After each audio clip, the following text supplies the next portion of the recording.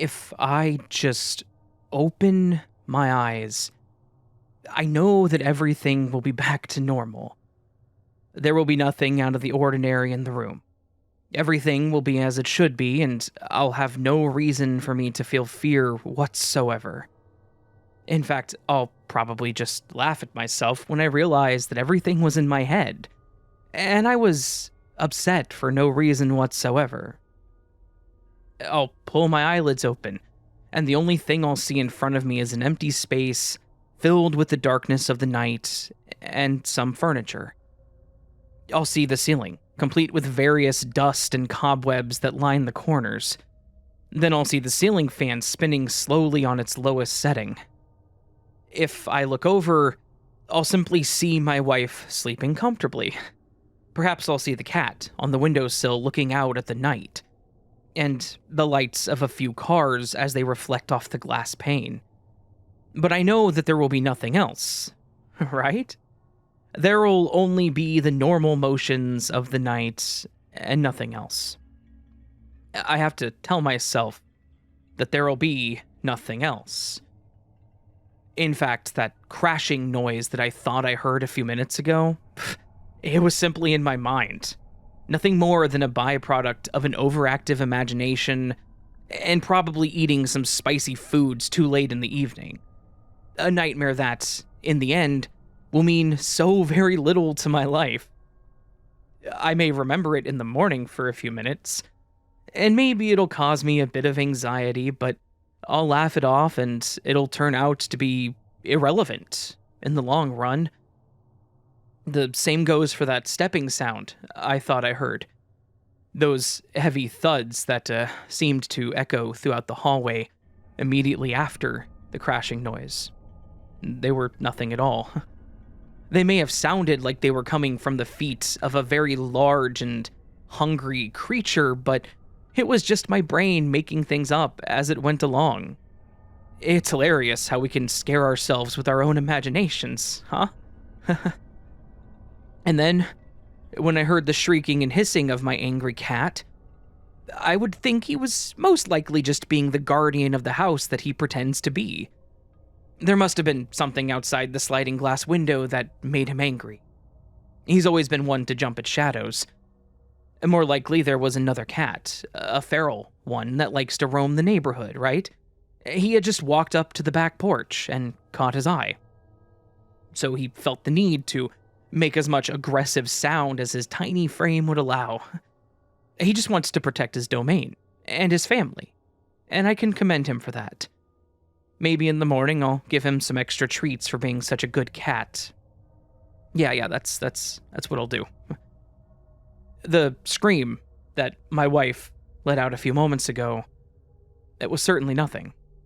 It was nothing more than her waking up from one of her night terrors. It must have been one of the more intense ones, as that scream sounded like she was in pain.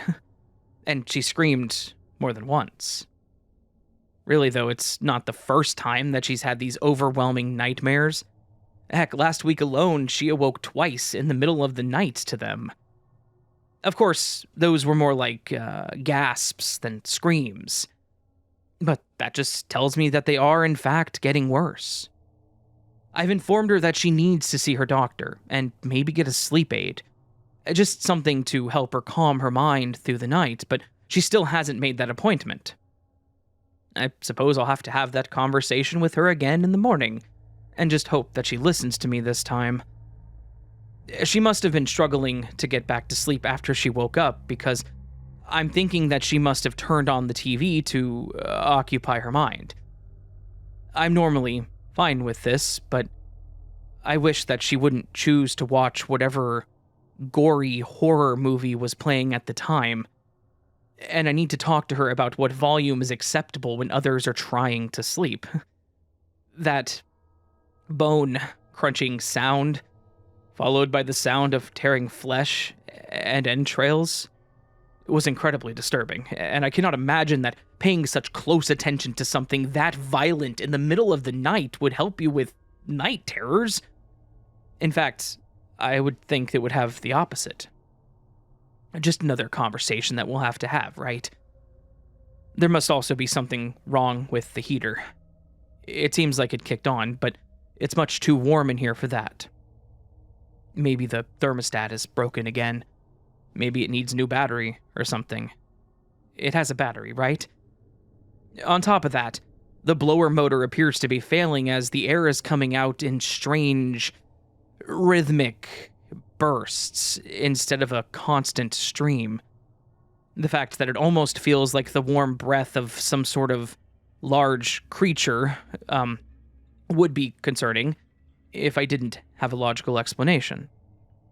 I would say that I also need to clean out the ducts and the vents. It almost smells like a mouse may have nestled up and died somewhere in the system. The scent is incredibly unpleasant, but again, there's a reasonable explanation for it, and it'll just have to wait until morning. I really don't think I should be getting out of bed to fix the problems of the house right now in the middle of the night. And then there's this low gurgling sound that almost reminds me of a low growl. Well, I guess I really need to be better about the upkeep of our house. That has to be a pipe that's struggling to push water or something simple like that. Sure, the sound is not usually so deep, and not usually so loud. It almost sounds like it's right next to my face, but that's not possible. It has to be that the pipe is in a really bad condition. That's all. Yeah, that's all. And that slight damp feeling on my face? Oh, the pipe must be leaking into the ceiling. That's really not good.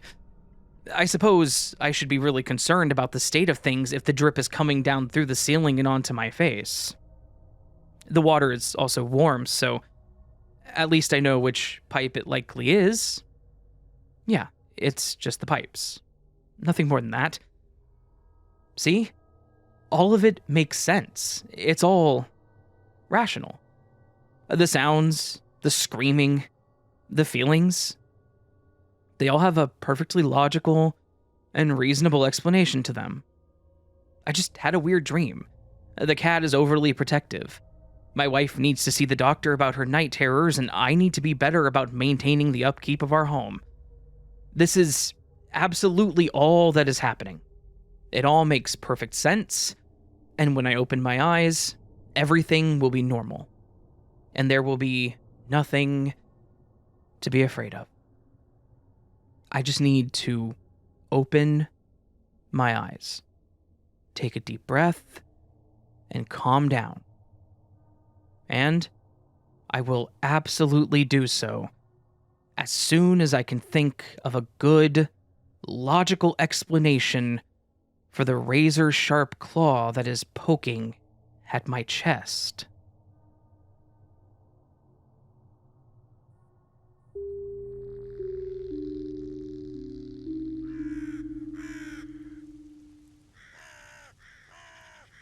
So that, my friends, was just a short fiction story written by me back in September of 2022, which feels like an absolute eternity ago, even though it was only 3 years. This story was, if you care, inspired by nighttime anxiety attacks.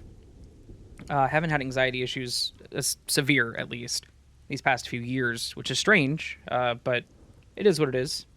But I know there were times where I had really bad anxiety attacks at night, and I would just lay there with my eyes closed and my mind racing over random things, and that's kind of what inspired this. Like, what if there was something actually there kind of thing, so. Hopefully you guys liked the story. If you did, please do hit that like button and subscribe to the channel if you're new and liked what you heard. Please also leave me a comment if you'd like to do so.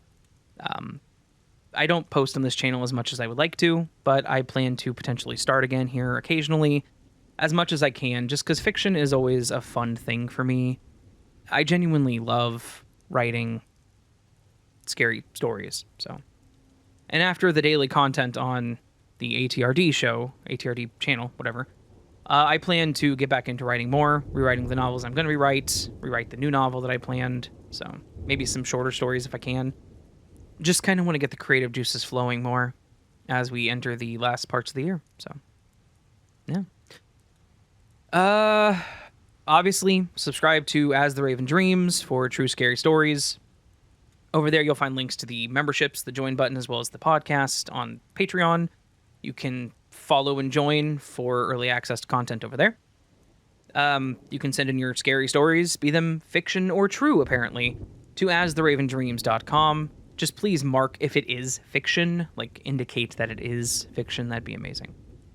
And yeah, remember that you are loved, you are valued, and you're important. You're the best that you can be. Don't forget it. Much love, and sleep well.